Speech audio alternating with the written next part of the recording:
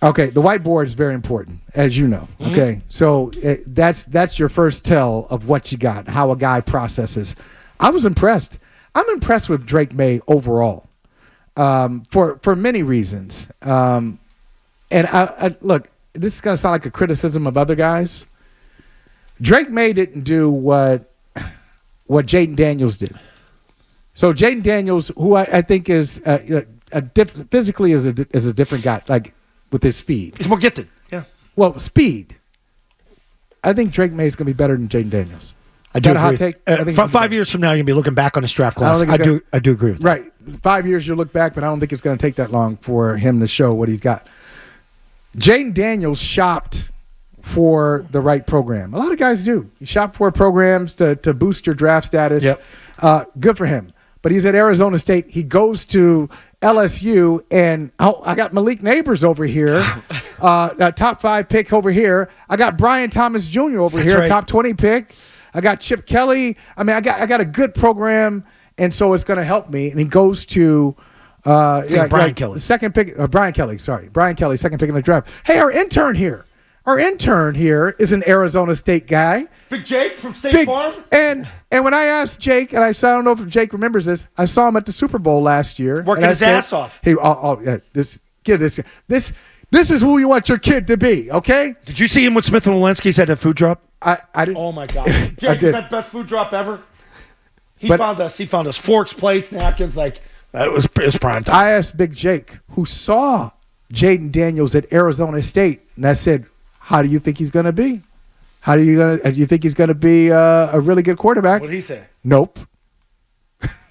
I don't think so. Where have you been, Jake? I don't think so. Yeah. Right? Wow. So he saw him back then. So, but that's a long way of saying Drake Maye has had a lot of challenges at North Carolina. But if you just look at the talent, you look at the enthusiasm, you look at the ability to pick things up quickly, I think he's going to be fantastic. I really do. The more you hear from him, the more I like. And I had to I don't want to say talked into this. I understand, he's been one of the biggest names in that. And, I look at who you play, the scheduling, and did he have a good coaching? Was the line better 2 years ago than it was this year? And I'm all of the understanding. If you pick a guy 3, you play him. Like top 5 picks play him. Day 1, National Football League. That's just the way it is. I mean, you're not picking a guy top 5 and sitting him. I think Tua was the only other one, right? Yeah, Tua was that. Tua was 5th pick till midseason.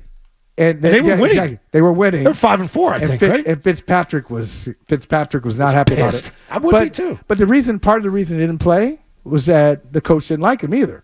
It was a close pick. Yeah, he didn't like that pick. Flores was like, oh no, I'm trying to win. And I can understand it from a coaching perspective. If you're on the line, you're trying to win, you're being judged by every win, every loss. This whole developmental project, best for the franchise, they're not going to give you credit for that when they look at the end of the season. And they didn't. But for Gerard Mayo and Elliott Wolf, I think they're in a different situation.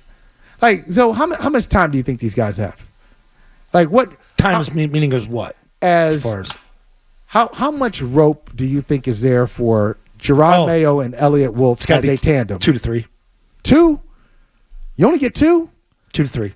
If I only get 2, if you go 4-13 and 4-13, you're in trouble in 2 years. That's what it is. All right. So if I only got 2 years, then that's low, because I would think at least 3. At least 3. If my can your drafts get to the next contract? That's kind of part of it. If the owner knows what I'm up against, and that's a big question, because I don't know if Robert Kraft has really accepted what they are. And I don't think he likes instability. Okay. Meaning, I'm going to be the Raiders. I'm going to fire guys every 2 years. Yeah. So Kraft, when he said at the owners' meetings, hey, I hope we don't struggle. Hey, dude, y'all gonna struggle. You gonna struggle. Yeah. You don't have the talent. Of course you're gonna struggle. So if the owner knows that I'm gonna struggle in year 1, I need at least 3 years, maybe 4. But if I only got 3 years, I'm going with everything I got. I'm not going in year 1. I'm not wasting my time. I'm with you. I'm not wasting my time with Jacoby Brissett. I'm gonna go with the most talented guys and see how quickly I can establish my program, because this thing can be over quickly. Hey, if you like that clip, check out more videos from Zolak and Bertrand right here. For more Patriots analysis and opinion, hit this playlist. And for all the latest from the Sports Hub, Download the app at 985thesportshub.com.